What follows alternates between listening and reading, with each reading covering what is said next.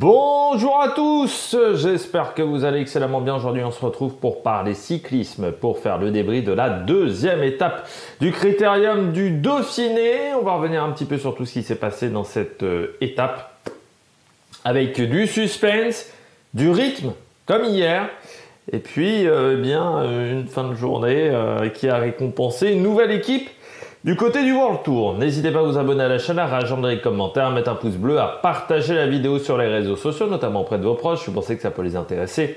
Dans les commentaires, n'hésitez pas à me dire qui vous a plu, qui vous a déçu. EPS 2.0 sur la plateforme de podcast, TikTok, les shorts juste après l'arrivée des grandes compétitions. Quand vous vous abonnez à la chaîne et que vous voulez soutenir mon travail de solution, la solution payante, ça, vous pouvez faire un super thanks, mais c'est seulement si vous avez les moyens, et je remercie les gens qui le font. Et puis je remercie également les gens qui cliquent rapidement sur les notifications grâce à la petite cloche, comme ça vous êtes au courant des dernières vidéos qui sortent sur la chaîne. Et plus vous cliquez rapidement sur une notification, bien plus cette vidéo est mise en avant par YouTube. Beaucoup de suspense dans le final de cette deuxième étape. Avec un final dont le brouillard qui a augmenté ce suspense. C'est vrai qu'on voyait, on voyait pas plus de 20-25 mètres, très clairement. Alors c'est assez rare le brouillard au mois de juin, mais il a tellement plu depuis décembre en France que ça fait depuis 3-4 jours qu'il pleut pas d'affilée, c'est presque un miracle. Un miracle depuis le début d'année. Mais ça a été incroyable. Là, ce brouillard, c'était vraiment une purée de poids dans le final. C'était très compliqué pour les coureurs, je pense, pour avoir des points de repère. Alors certes, on n'était pas sur une montée avec des forts pourcentages, mais si vous n'avez pas les points de repère, ça devient très compliqué. Et vous n'avez pas de... Quand il y a beaucoup de brouillard, vous n'avez plus vraiment de phénomène de vitesse parce que vous ne voyez plus vraiment... vous n'avez pas de repère visuel sur le bord de la route. Donc ça devient assez compliqué. Vous avez la sensation de ne pas aller vite alors que vous pouvez parfois aller vite et inversement. C'est-à-dire que pour certains coureurs, ils vont avoir l'impression d'être complètement plantés alors que d'autres vont avoir l'impression d'aller super vite. Et donc vont avoir du mal à s'adapter au niveau de l'effort. Donc beaucoup de suspense dans le final de cette journée avec Bruno Armirail. Une échappée qui a bien tenu, a bien fait le job. Alors il n'y avait pas que Bruno Armirail dans cette échappée, il y avait encore une fois Mathis Lebert. On avait également dans cette échappée Filippo Conca, Sandro Meurice, Jonas Gregard, Mathis Lebert. Donc on avait vraiment du beau monde et c'est ce qui a fait que cette échappée a résisté aussi longtemps, c'est qu'elle s'est quand même plutôt bien organisée. Et puis surtout, il y a eu des moments où ça s'est un peu arrêté de courir, de rouler derrière dans le peloton. C'est ce qui a permis également à Bruno Armirail de reprendre un petit peu de temps. Bruno Armirail qui était parti à une dizaine de kilomètres de l'arrivée pour lâcher ses compagnons d'échappée. Et après derrière, ça a été un gros suspense parce qu'on s'est un petit peu regardé. Armirail, jusqu'à 400 mètres de l'arrivée, ne craque absolument pas.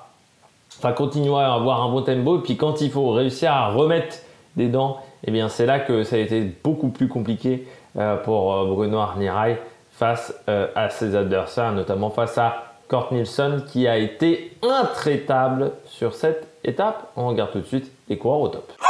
Attaque de Marlou! Du côté des coureurs au top, on passe à Magnus Kort Nielsen, le coureur danois, pardon, j'allais dire norvégien, il est danois, de la Uno X, qui aujourd'hui a été intraitable sur cette étape.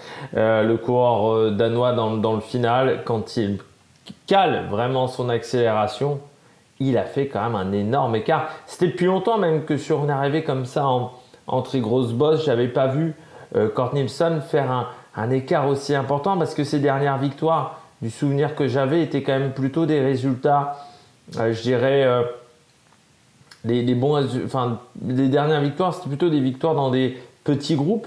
Et là, il a réussi vraiment à sortir du beau monde de sa roue. Mais vraiment très costaud, Kort Nielsen dans le final. Alors c'est un coureur qui sur la première partie de saison avait été discret malgré une 5e place à Méjeanne. Le clap, c'était du côté de la 4e étape de l'étoile de Bessèges. On l'avait vu également à Tavira sur le Tour de l'Algarve. Et puis il a pris surtout la 8e place du dernier Tour de Norvège, 11e des boucles de l'Aune. Donc là, voilà, il avait réussi à remettre vraiment des bonnes jambes, à retrouver des bonnes jambes sur ces courses-là. Et puis sur ce Dauphiné, il avait fini 10e déjà à 5% sur Soule sur un sprint beaucoup plus de sprint de puissance, de sprint beaucoup plus classique. Et puis voilà, sur ce col de la Loge, il a été vraiment très impressionnant sur cette étape. C'est sa 27e victoire chez les professionnels, 6 victoires sur le Tour d'Espagne, 2 sur le Tour de France, 1 sur le Giro, 2 Paris-Nice, sur Paris-Nice, 4 sur le Tour de Danemark, 2 sur le Tour de l'Algarve, donc 7 étapes sur le Critérium du Dauphiné qui était la première de sa carrière. Également une étape sur le Tour de Man, une étape du Big Bang Tour. C'est quand même assez impressionnant. Coureur qui a 31 ans, qui a commencé quand même chez les pros en 2012 dans le team Concordia et qui est en World Tour depuis octobre 2014 avec la Orica Green Edge où il avait couru le Tour de l'Eurométropole cette année-là avec Orica Green Edge. Voilà, il avait vraiment commencé son contrat le 1er octobre sur cette épreuve où il avait pris une 72e place. Cette année-là, il avait remporté une étape sur le Tour de Danemark alors qu'il était dans l'équipe Cult Energy. Il avait été bon également avec 2 deuxièmes places sur le Tour de l'Avenir. Et puis il avait remporté la Ronde de l'Oise et la 2e place du Tour des Fjords qui était l'ancêtre de l'Arctic Race un petit peu off Norway, le Tour des Fjords. Voilà, c'était un petit peu la course avant l'Arctic Race of Norway. Alors il y avait eu les deux qui avaient eu lieu ensemble, puis le Tour des Fjords s'est arrêté en 2018 avec la victoire cette année-là de Albazini. C'était une hors catégorie. En 2018, il y avait eu également du Boasson-Hagen. Voilà, c'était une épreuve qui, avec l'Arctic Race, forcément, c'était plus difficile au niveau du calendrier. Épreuve qui avait démarré en 2008, à l'époque chez les professionnels. Et donc, Kort Nielsen, qui avait été très bon, qui avait réussi donc à se faire remarquer, vainqueur également de l'Estrian Spring Trophy cette année-là, qui est toujours une course importante chez les jeunes. Donc, voilà, il avait réussi à se montrer en 2014. Et puis après, il a continué chez Orica Green Edge, Astana, EF et puis Uno X depuis cette année. Et c'est un énorme résultat pour la Uno X. Pourquoi ? Parce que c'est la première victoire en World Tour pour cette équipe. Voilà, cette équipe de 2e division, elle n'avait jusqu'à maintenant jamais gagné en World Tour. Et donc là, forcément, c'est très très important pour cette structure qui a réussi donc à s'imposer à un haut niveau. Et puis surtout, du côté de la Uno X, on est quand même sur une très très belle série là de très bons résultats. C'est vrai qu'on parlait de la Cofidis qui s'est relancée sur le Tour d'Italie. Du côté de la Uno X, là aussi, on a réussi à se relancer avec la victoire sur la Bruxelles Cycling Classic de Jonas Abrahamsson, sur le Highland Vastgoed Ice Price, c'était Alexander Kristoff qui avait remporté une étape du Tour de Norvège. Sur la Antwerp Port Epic, c'était également Alexander Kristoff. Tord Gumerstad qui avait remporté une étape de la la course, Venandal. Et puis la Lefstel Ronde de Bruges qui avait été également remportée par Alexander Kristoff. Donc ils sont vraiment sur un très très gros rythme en ce moment depuis le début depuis le début du mois de mai là. Ils ont retrouvé vraiment des très très bons résultats avec notamment Alexander Kristoff qui est sur une très bonne série. Et donc Magnus Kort Nielsen avec cette victoire, ça fait du bien à cette formation qui avait eu un début d'année un petit peu timide. C'est vrai qu'on en avait parlé, un petit manque de résultats, notamment au mois de mars. Mais là, en avril, il y avait déjà eu une belle 9e place sur Paris-Roubaix. Et puis là, le mois de mai est assez impressionnant pour cette structure. Ils sont en train de marquer des gros points et surtout de se mettre en confiance avant le Tour de France, qui sera un objectif, d'avoir des résultats sur le Tour de France. Surtout que là, on n'est plus du tout sur un petit poussé avec la Uno X. Vu les recrutements qu'ils ont fait cet hiver, là c'est quand même du très costaud, notamment avec Magnus Cort Nielsen notamment, et puis vous avez toujours les frères Aland Johannessen, Rasmus Stiller également qui est toujours dans cette structure, Barrechkel qui progresse, donc il y a quand même des très belles choses à faire pour cette équipe Uno X dans les mois, dans les semaines à venir d'ici le Tour de France. Mais ça fait plaisir de voir un Magnus Cort Nielsen comme ça à un très bon niveau. Deuxième, Bruno Armirail. Oui, il a pas manqué, enfin deuxième coureur top, pas deuxième à l'arrivée. Bruno Armirail, il a manqué 300 mètres, 400 mètres pour Bruno Armirail qui a complètement explosé sur la fin, mais c'est normal. 139 km d'échappée sur un énorme tempo, parce que ça serait qu'on en a peu parlé, mais 42 241 de moyenne alors qu'il y avait 2500 mètres de dénivelé positif et tout un final qui était en bosse. C'est assez impressionnant de la part du coureur français qui est quand même plutôt en forme. On l'avait vu déjà sur le Tour de Romandie où il avait pris la 5e place à Auron sur le contre-la-montre.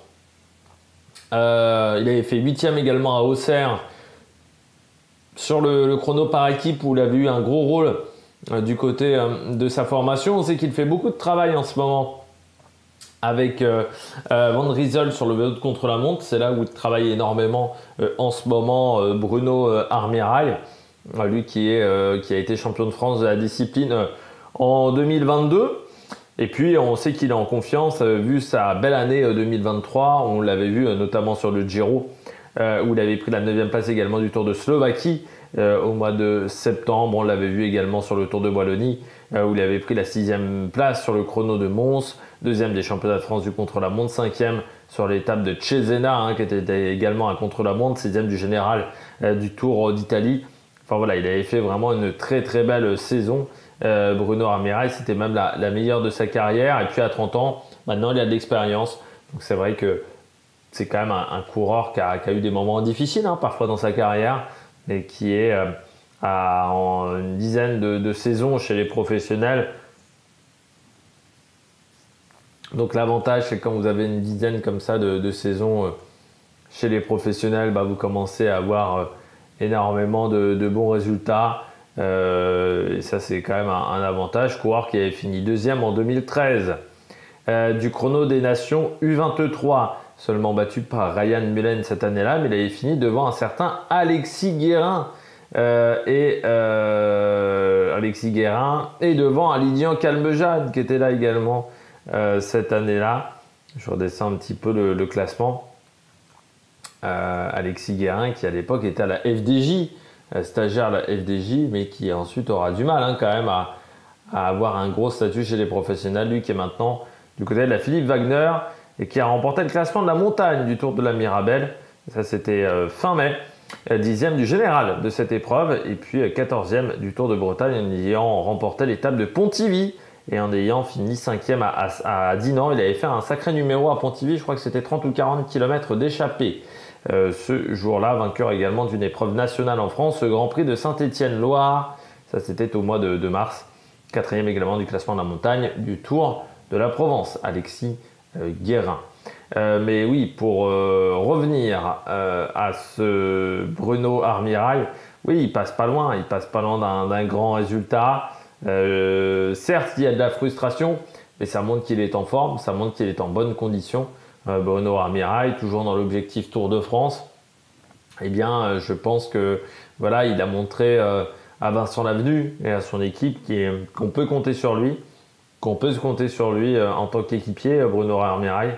Moi, je le compare toujours à Kirienka, Bruno Armirail. Pour moi, c'est un peu le même profil, c'est-à-dire c'est des rouleurs, mais qui ne sont pas forcément bons pour frotter. Par contre, qui passent plutôt bien les bosses. On l'a vu aujourd'hui, 2500 mètres de dénivelé positif, il s'en sort bien.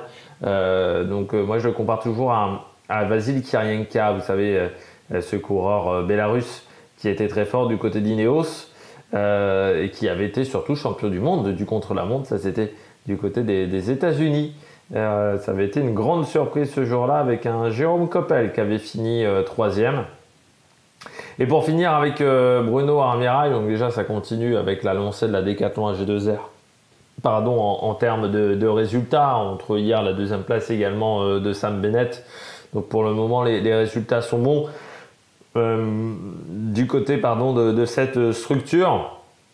Mais c'est aussi intéressant de voir Bruno Armirail à ce niveau-là et de voir qu'il est vraiment pas passé loin d'un bon résultat. Alors certes, il sera triste, mais il pourra se dire les jambes sont quand même plutôt pas mal en ce moment pour moi. Et puis je termine avec un jeune coureur pour finir.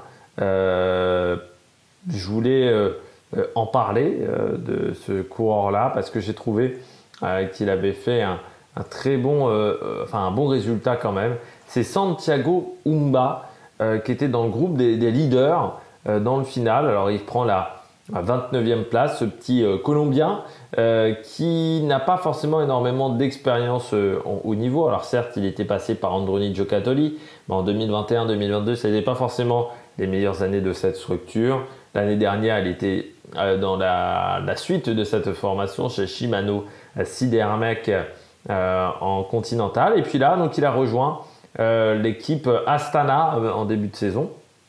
Vainqueur d'une étape sur le Tour d'Alsace, c'était en 2021. Vainqueur d'une étape également sur le Tour Savoie-Mont-Blanc. Et donc là, il finit avec les bons coureurs de ce peloton. Donc c'est bien pour un cycliste qui n'a pas forcément eu un grand résultat sur le Tour de l'Avenir, mais il avait été bon sur le Tour d'Italie, le Baby Giro, où il avait fini 10e l'année dernière. Donc voilà, c'est un coureur qui est plutôt prometteur. 5e également du Tour de la Juventude. Ça, c'est en Colombie, où il avait fini 5e. Derrière, derrière du Edgar Andrés Pizon, oui, beaucoup de coureurs colombiens. On sait que le niveau en Colombie est assez fort du côté des coureurs, même si parfois ça ne roule pas toujours à l'eau claire, notamment avec Miguel André Lopez qui a été suspendu désormais, même s'il a fait appel. Et puis il avait surtout fini 11e du Giro dell'Appennino, qui est également une belle course en Italie, alors qu'il était dans une équipe continentale. Alors, son début de saison était un petit peu plus discret, mais il avait un rôle d'équipier, notamment sur le Tour de Catalogne, sur le Tour des Abruzzes. Mais là, voilà, c'est un résultat intéressant pour un très jeune coureur. 21 ans, donc on va voir ce que ça va donner dans le futur sur cette semaine de compétition. On pourrait peut-être être surpris par Santiago Umba. Eh bien, on passe tout de suite au bonnet d'âne. On poursuit avec les bonnets d'âne du jour. Je commence avec Fred Wright du côté des bonnets d'âne. Ouais, c'est décevant son sprint sur cette étape. C'est vrai qu'à une époque, Fred Wright sur le grand Fred Wright géré de 2022, lui qui nous avait émerveillé au niveau de ses résultats, eh bien, aurait quand même fait un peu mieux sur une étape de ce type-là. C'était une arrivée en bosse, mais certes, mais pour moi qui n'était pas infaisable pour Fred Wright, et on finit à 1 minute 33. C'est-à-dire que la force de Fred Wright pendant très longtemps, c'était cette capacité à passer mieux les bosses que les sprinteurs. C'est-à-dire que certes, c'était pas le plus rapide au sprint, loin de là, mais c'était un coureur qui avait cette capacité à réussir à faire des bons sprints malgré des étapes avec 2005, 3000 mètres de dénivelé positif. Ce qui aujourd'hui n'est plus le cas. Et c'est le gros problème de Fred Wright, c'est que c'est devenu un coureur, je dirais presque lambda, et ça m'attriste de dire ça, mais bon, il y en a un autre, c'est Covey également qui est dans la même situation. C'est des coureurs qui sont devenus banals. Banals parce que ils n'arrivent plus à obtenir forcément des grands résultats. C'est vrai que Fred Wright, sa saison 2022, elle était très forte sur le Tour de France, sur le Tour d'Espagne. Il avait été impressionnant sur la deuxième partie de saison, comme sa formation, il faut bien le dire aussi, cette année-là. Et en plus, il ne venait pas de nulle part. Il avait remporté une étape sur le Tour de l'Avenir. Voilà, il avait eu des résultats chez les jeunes. Parce que certains pourront me dire, oui, mais il venait un peu de nulle part. Non, il venait pas de nulle part dans ses jeunes années.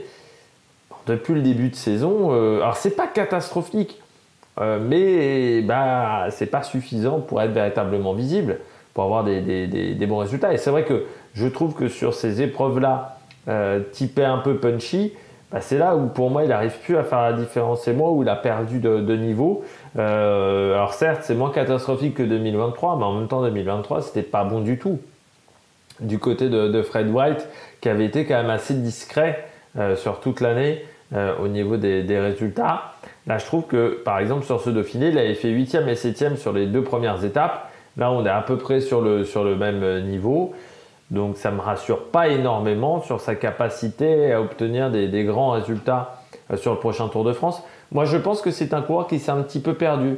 Il veut jouer... perdu parce qu'on pensait aussi qu'il aurait les capacités d'être performant sur ce type très performant sur ce type de course. Il a décidé de jouer les classiques, ce qui pour l'instant lui permet d'obtenir des résultats entre 15 et 30, grosso modo en moyenne, sur toutes les grandes classiques.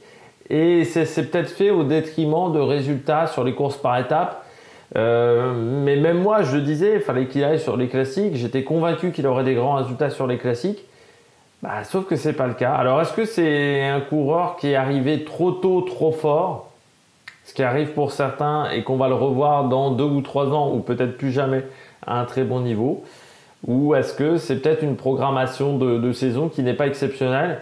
Mais j'aimerais quand même bien retrouver le grand Fred White parce que je trouve qu'on l'a un peu perdu depuis quelques temps dans cette formation. Et ça, c'est bien dommageable. Vraiment bien dommageable.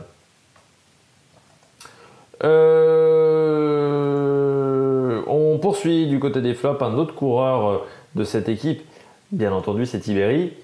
Tiberi qui a abandonné au matin de cette 3e étape. Tiberi qui a en fait perdu beaucoup de temps hier, pas du tout dans le coup. Après, c'est quasiment impossible maintenant d'enchaîner un Giro et un Dauphiné. Pourquoi? Parce que vous n'avez même pas une semaine entre les 2 courses. C'est-à-dire que vous finissez le Giro le dimanche précédent le départ du Dauphiné. En plus, coureur italien qui finit 5e du classement, maillot blanc, je pense qu'on a peut-être fait un petit peu la fête. Le temps de rentrer chez lui, déposer ses affaires, refaire un nouveau sac pour le Dauphiné, parce qu'il y a eu une transition forcément, refaire ses valises. Alors, il avait de la chance et qu'il n'habitait pas non plus à 10 heures de Rome, mais il habite pas très loin de Saint-Marin. Donc forcément, c'est un petit délai, ça prend du temps de passer ses affaires d'un sac à un autre quasiment. Et puis, il fallait repartir. Il a peut-être pu s'entraîner une fois dans la semaine, 2 fois, mais il n'a pas récupéré d'une course de 3 semaines. Et personne ne peut récupérer d'une course de 3 semaines en allant sur le Dauphiné. Donc, on savait que ça allait être dur sur le Dauphiné. Bon, alors encore, tu aurais pu te dire s'il était venu dans un rôle d'équipier. Parce que c'est vrai que ça peut être une idée de dire Tiberi a été leader sur le Tour d'Italie. Là, on le fait venir sur le Dauphiné. Il manque un bon équipier. Ça reste un bon grimpeur, mais la fatigue physique déjà, parce qu'enchaîner 3 semaines de course, c'est pas évident. Et encore une fois, avec une semaine où il n'a pas pu récupérer convenablement, parce qu'il passe d'une course à une autre. Et puis la fatigue nerveuse également. C'est-à-dire la fatigue nerveuse parce qu'il y a eu 3 semaines de course, parce qu'il était premier coureur italien dans le classement général, parce qu'il a été leader du maillot blanc. Toute la pression quasiment était sur ses épaules. Bon, il y avait un peu Zana, mais je pense que vraiment Tiberi a eu beaucoup plus de pression de la part des médias transalpins. Et en plus, il y a eu cette semaine de transition entre les 2 courses où ça a dû être, encore une fois, on peut le dire, la course pour préparer le sac, où il n'a peut-être pas pu voir ses proches également, où il a vu ses proches vraiment en coup de vent, et ça c'est assez difficile également à gérer mentalement. Et là, je crois que ce début de Dauphiné, il a complètement explosé, mais ce qui était tout à fait normal. Il aurait eu besoin d'avoir un petit temps de récup supplémentaire. Alors même si certains avaient réussi l'année dernière à faire l'enchaînement de Giro, Bruxelles Cycling Classic, ça reste extrêmement compliqué d'enchaîner une course après une épreuve de 3 semaines. On le voit notamment à la Classica San Sebastian chaque année. Enfin, ça ne sera pas le cas cette année, mais lors des années, on va dire classiques, cette épreuve qui a lieu une semaine après le Tour de France. On voit toujours des coureurs qui, même s'ils sont en forme après le Tour de France, n'arrivent pas à enchaîner parce que c'est difficile pour ces coureurs-là. Donc là, c'est ce qui s'est passé pour Tiberi. Bon, voilà, maintenant, je pense qu'il y aura du repos pour le coureur de la Bahreïn avant de repartir. Je crois ce qui était prévu je crois que c'était prévu qu'ils repartent sur une Vuelta normalement Tiberi après le Tour d'Italie. Voilà, c'était prévu qu'ils repartent sur une Vuelta, donc là il va avoir un gros mois et demi pour se reposer, pour recharger les accus, et puis ensuite ça sera la préparation déjà avec des stages pour la Vuelta, parce qu'il n'y aura pas forcément beaucoup de jours de course du côté de la Vuelta. Il y aura Burgos, mais le Tour de Pologne est un petit peu plus tôt cette année. En plus, il y aura les Jeux Olympiques, donc ça ne sera pas forcément évident à gérer également pour Tiberi, parce que je ne sais pas s'il sera dans la sélection.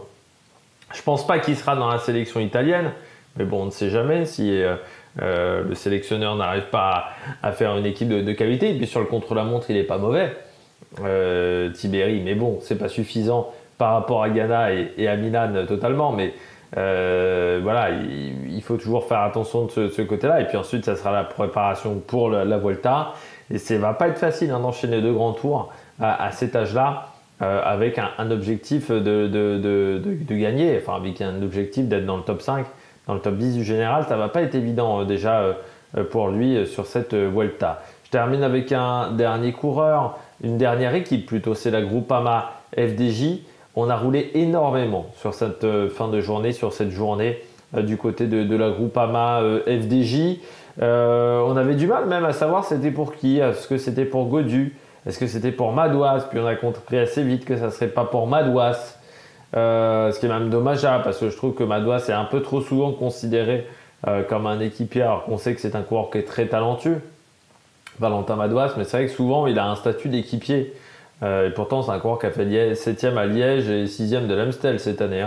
Il a peut-être même fait sa meilleure campagne d'Ardennaise depuis son début de carrière.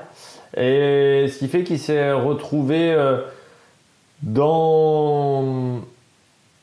avec donc ce statut d'équipier sur cette course. Alors je me dis, bon, soit c'est Romain Grégoire, soit c'est Gaudu, mais c'était pas totalement clair de savoir lequel des deux roulerait. Et puis ils n'ont pas mis assez de tempo sur la fin, et puis surtout ils étaient un peu seuls sur la fin. C'est dommage parce que Quentin Paché fait un énorme tempo, sauf qu'il fait un tempo pendant 1,5 km et ensuite il explose complet. Et derrière, personne ne reprend le manche. Je pense que ça a énervé certains coureurs ce qu'a fait Quentin Paché, et ça a désorganisé le peloton, et c'est dommage parce que après derrière Romain Grégoire, il y avait peut-être l'opportunité d'aller chercher un bon résultat sur cette journée, mais il aurait fallu peut-être travailler différemment. La stratégie, je ne suis pas sûr que c'était la meilleure du côté de la Groupama FDJ, et ça c'est bien dommageable. Après, on s'aperçoit quand même qu'ils sont plus en forme que l'année dernière, où ils avaient quand même beaucoup de mal à mettre un pied devant l'autre du côté de cette formation. Eh bien, j'espère que vous avez aimé cette vidéo. Si vous avez aimé cette vidéo, n'hésitez pas à vous abonner à la chaîne, à réagir dans les commentaires, à mettre un pouce bleu. Et puis nous, on se retrouve pour de nouvelles aventures sur la Mec Production. Ciao, ciao!